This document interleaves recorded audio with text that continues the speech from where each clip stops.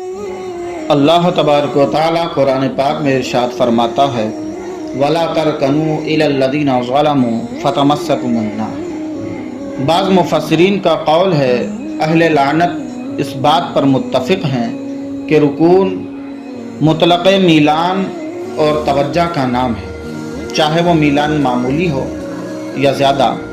عبد الرحمن بن زید رحمۃ اللہ علیہ کا قول ہے کہ یہاں رکون سے مراد چھپانا ہے، یعنی ان کے کفر کا انکار نہ کرنا، اور حضرت اکرمہ کا قول ہے کہ رکون سے مراد ہے ان کفار سے نیکی نہ کرو۔ آیت کے ظاہری معنی یہ ہیں کہ کفار اور بدکار مسلمانوں سے باہم میل ملاپ نہ رکھو۔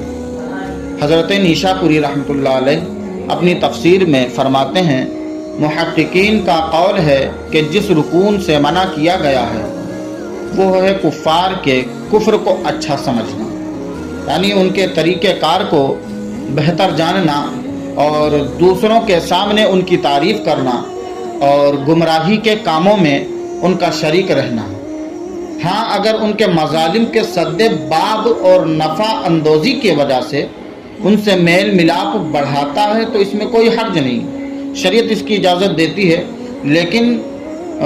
حضرت نیشاپوری رحمۃ اللہ علیہ فرماتے ہیں میرا ضمیر یہ کہتا ہے کہ طلب معاش کے لیے ان سے میل ملاپ کی رخصت ہے، مگر تقوی کا تقاضا یہ ہے کہ ان سے بالکل علیحدگی اختیار کی جائے۔ کیا اللہ تعالیٰ بندے کی مشکلات میں اس کے لیے کافی نہیں کہ وہ ان کافروں کے ساتھ میل ملاپ رکھتا ہو؟ حضرت امام نیشاپوری رحمۃ اللہ علیہ کا قول ہے، اور یہ ان کا قول بالکل صحیح ہے، کہ آج کے دور میں تو خصوصی طور پر اس بات کی ضرورت ہے کہ ان سے تعلقات نہ رکھے جائیں، کیونکہ نیکی کا حکم کرنا اور برائیوں سے روکنا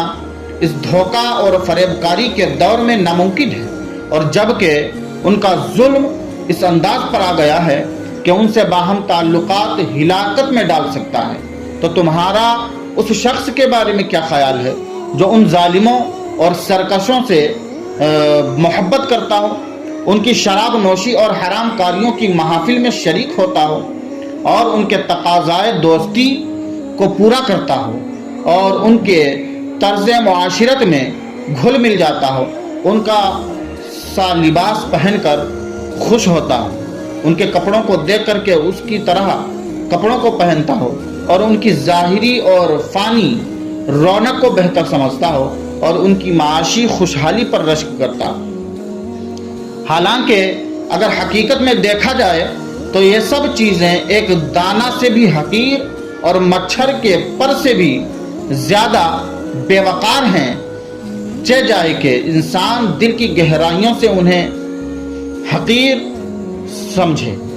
انہیں چاہنے لگے۔ چاہنے والا اور جسے چاہا گیا یہ دونوں بے وقار ہیں، یعنی ایسا شخص جو کافروں کے ساتھ اٹھتا بیٹھتا ہو، ان کے ساتھ تعلقات رکھتا ہو، ان کی طرح کھاتا پیتا ہو، ان کے جیسا لباس پہنتا ہو،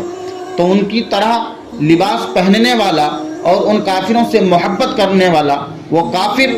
اور وہ اس سے محبت کرنے والا، یہ دونوں کے دونوں بے وقار ہیں، ان کی کوئی ویلیو نہیں، ان کی کوئی عزت نہیں، یہ دونوں بے عزت ہیں۔ اللہ کے رسول صلی اللہ تعالیٰ علیہ وسلم فرماتے ہیں کہ انسان اپنے دوست کے دین پر ہوتا ہے۔ تم یہ دیکھو کہ تمہارا دوست کون ہے۔ منقول ہے کہ اچھے ساتھی کی مثال عطار جیسی ہے۔ اللہ کے رسول نے مثال دیتے ہوئے فرمایا کہ اچھے ساتھی کی مثال عطار جیسی ہے، اگر وہ عطر نہیں دیتا ہے لیکن عطر کی خوشبو سے محروم نہیں رہو گے، اور ہر برے ساتھی کی مثال لوہار کی ہے، اگرچہ وہ تجھے جلائے گا نہیں مگر اس کی دھونکنی کا دھواں تم تک ضرور پہنچے گا، اور کپڑوں کو تمہارے گندا کرے گا اور تمہاری نفس کو بھی گزند پہنچائے گا۔